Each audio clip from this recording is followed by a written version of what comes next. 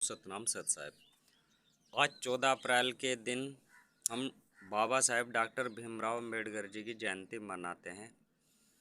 यह 133वीं जयंती मनाई जा रही है। तो इस उपलक्ष्य में सभी देशवासियों को व समस्त मानव समाज को हार्दिक शुभकामनाएं, क्योंकि बाबा साहेब डॉक्टर भीमराव अम्बेडकर जी समाज में समानता व न्याय के प्रतीक थे, शांति दूत के प्रतीक हैं।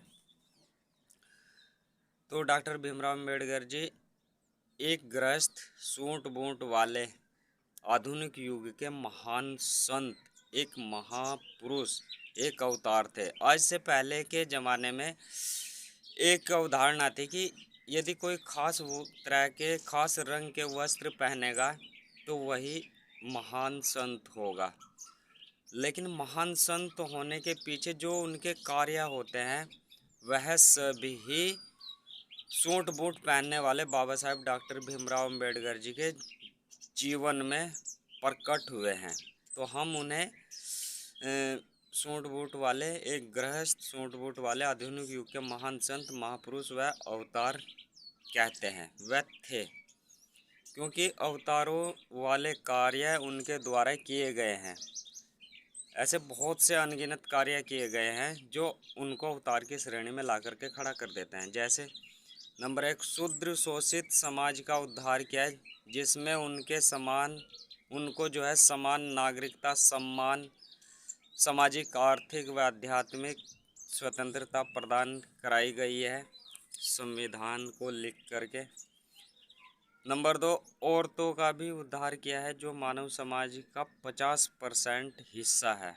यानी पूरे मानव समाज में औरतों की हिस्सेदारी 50% है और वह 50% हिस्सेदारी स्त्रियों की जो है समाज के 50% व्यक्तियों के द्वारा दबी हुई थी, सताई हुई थी।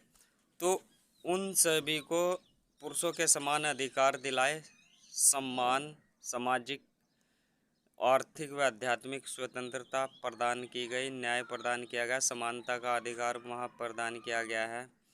और यह समानता ही हम सभी को कलयुग से सतयुग में प्रवेश कराएगी।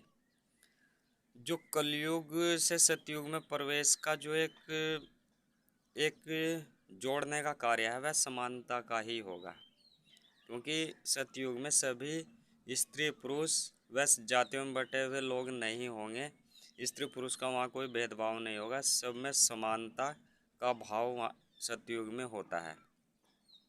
तो सतयुग में प्रवेश कराएगी, क्योंकि पुरुषों के मन में धीरे धीरे पुरुषों के जो मन है वह धीरे धीरे बदल जाएंगे और औरतों के प्रति सम्मान, सहयोग की भावना आ जाएगी। और सतयुग में स्त्री पुरुष का कोई भेदभाव नहीं होता है।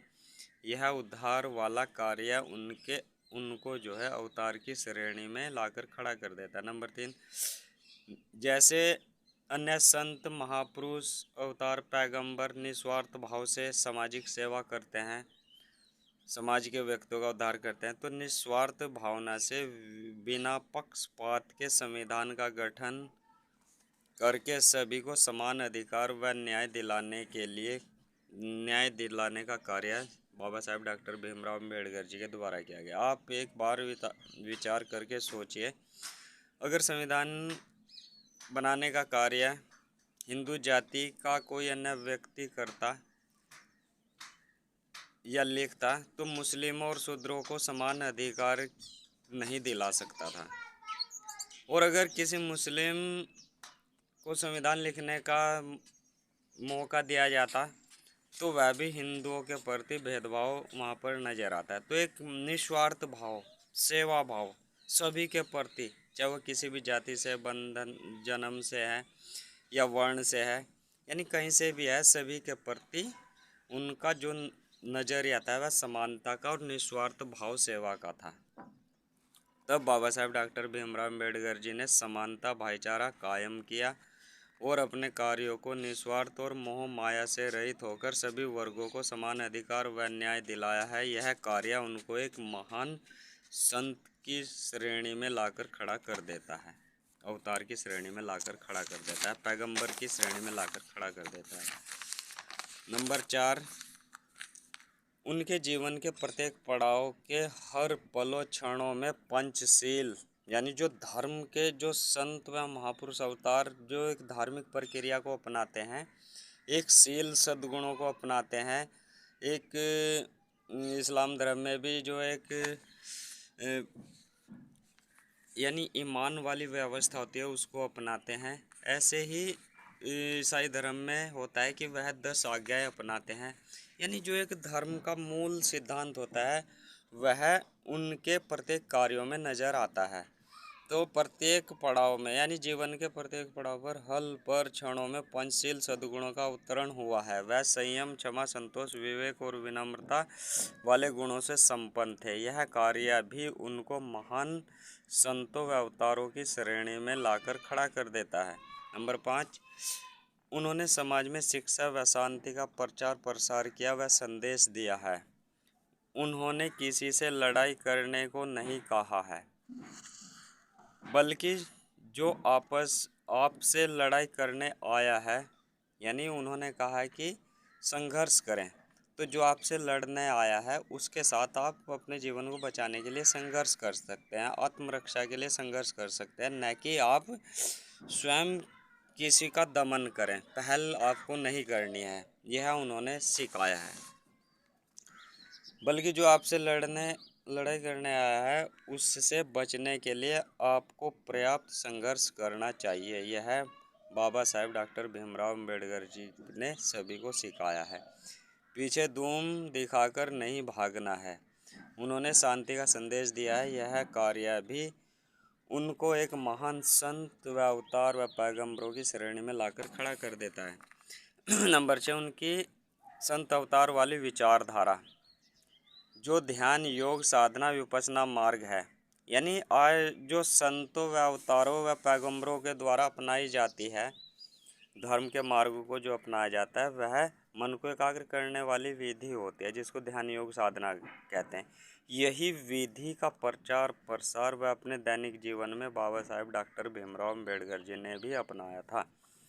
उनकी संत व अवतार वाली विचारधारा जो ध्यान, योग, साधना, विपश्यना मार्ग है उसको अपनाया और समाज को धार्मिक रूप से एक नई दिशा दिखाई है।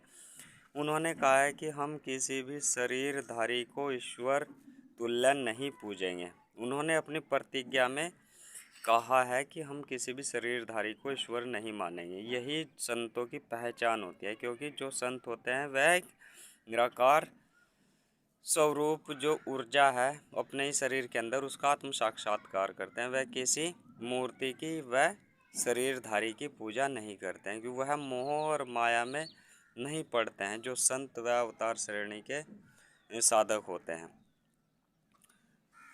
तो शरीरधारी को ईश्वर तुल्य नहीं मानेंगे। श्री कृष्ण जी ने भी गीता में कहा था कि जो देवताओं की पूजा करता है वह देवलोक को जाता है और फिर जन्म लेता है।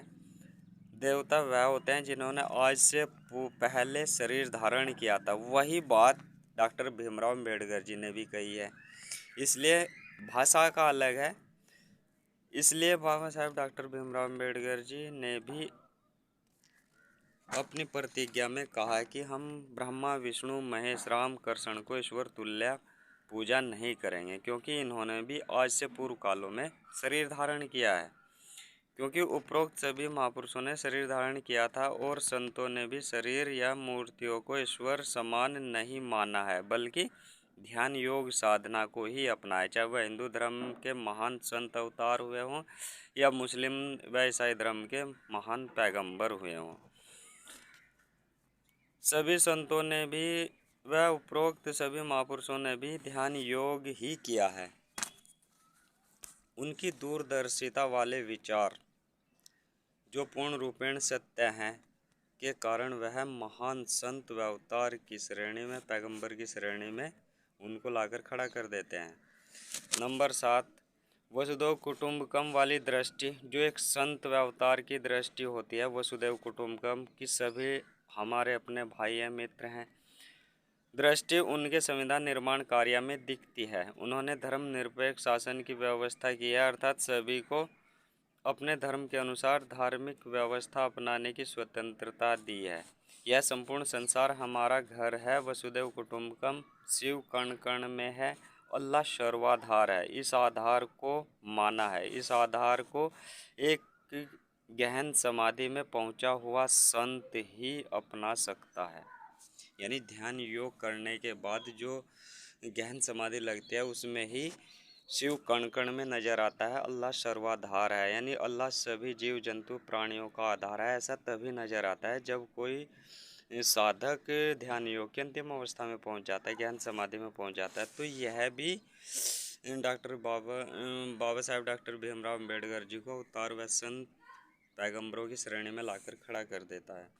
आठवां, उनके जीवन में ब्रह्मचर्य का पालन व गृहस्थ जीवन में संयम झलकता है। जैसे एक संत व अवतार व पैगंबर ब्रह्मचर्य का पालन करते हैं, ठीक उसी तरह डॉक्टर बाबा साहेब डॉक्टर भीमराव अम्बेडकर जी के जीवन में भी ब्रह्मचर्य का पालन संयमित जीवन झलकता है। वह अपने अपने अपनी पत्नी व बीमार बच्चों को घर पर छोड़कर बाहर विदेशों में 3-4 साल तक, कई बार 3-4 साल तक बाहर रहे हैं। अकेले रहकर पढ़ाई करना उनके जीवन में ब्रह्मचर्य को दर्शाता है। इस कलयुग में यदि कोई व्यक्ति मात्र 6 महीने भी इस तरह से ब्रह्मचर्य का पालन कर लेता है, अखंड ब्रह्मचर्य का पालन करता है और इसके साथ में ध्यान योग साधना भी करता है, तो उस शरीर में आत्म साक्षात्कार या आत्मा और परमात्मा का मिलन बहुत आसानी से हो जाता है। पहले के ज़माने में त्रेता व द्वापर युग के जो संत हुए हैं, उन्होंने शास्त्रों में लिखा है कि कई कई सौ साल तपस्या रहकर भी वह सफल नहीं हो पाए। लेकिन कलयुग का इतना प्रभाव है, यदि कोई व्यक्ति मात्र 6 महीने में ही ब्रह्मचर्य व ध्यान योग साधना करके नाम जप करके सही धार्मिक मार्ग को अपनाता है, आध्यात्मिक मार्ग को अपनाता है, तो वह जो उन्हीं के धर्म के अनुसार धर्म का जो अंतिम लक्ष्य है उसको प्राप्त कर लेता है। बस मन पवित्र व सामाजिक सेवा भाव का होना चाहिए। मन आपका पवित्र होना चाहिए, मन में कोई विकार नहीं होने चाहिए, मन पवित्र होना चाहिए, सामाजिक सेवा भाव आपकी होनी चाहिए। संत श्रोमणी रविदास जी महाराज जी ने भी कहा, मन चंगा तो कटौती में गंगा, यानी मन ही महत्वपूर्ण है। और सभी धर्मों की पवित्र पुस्तकों में मन ही महत्वपूर्ण बताया गया है। स्वार्थ रहित निस्वार्थ भाव से समाज सेवा का यह गुण भी संतों का ही होता है, जो बाबा साहेब डॉक्टर भीमराव अम्बेडकर जी को एक महान संत या महापुरुष व अवतार की श्रेणी में लाकर खड़ा कर देता है। अतः हम उपरोक्त वक्तव्यों से कह सकते हैं कि बाबा साहेब डॉक्टर भीमराव अम्बेडकर जी एक महान संत, एक महापुरुष, एक अवतार, एक पैगंबर थे, शांति दूत थे। लेकिन जो उन्होंने कहा है, यदि हम उन्हें सच्ची श्रद्धांजलि देना चाहते हैं, हम उनके सच्चे अनुयायी बनना चाहते हैं, तो हम उनके आदर्शों को अपनाएं जो उन्होंने स्वयं भी अपने दैनिक जीवन में अपनाए थे। एक तो उनका महत्वपूर्ण है कि वह ब्रह्मचर्य का पालन, संयमित जीवन थे गृहस्थ आश्रम में भी। दूसरा उनका जो महत्वपूर्ण कार्य है वह निस्वार्थ सेवा भाव, समानता का भाव, वहाँ कोई पक्षपात नहीं, निस्वार्थ भाव से ध्यान योग करना। और जो उन्होंने कहा अपनी आज्ञाओं में कि हम किसी शरीरधारी की पूजा ईश्वर तुल्य मानकर नहीं करेंगे, इसको यदि आप अपनाते हैं तो आप भी अपने जीवन को अपने धर्म के अनुसार सफल करते हैं, व्यक्त हो जाते हैं। तो आइए और बड़े ध्यान योग करें। सतनाम सत साहिब।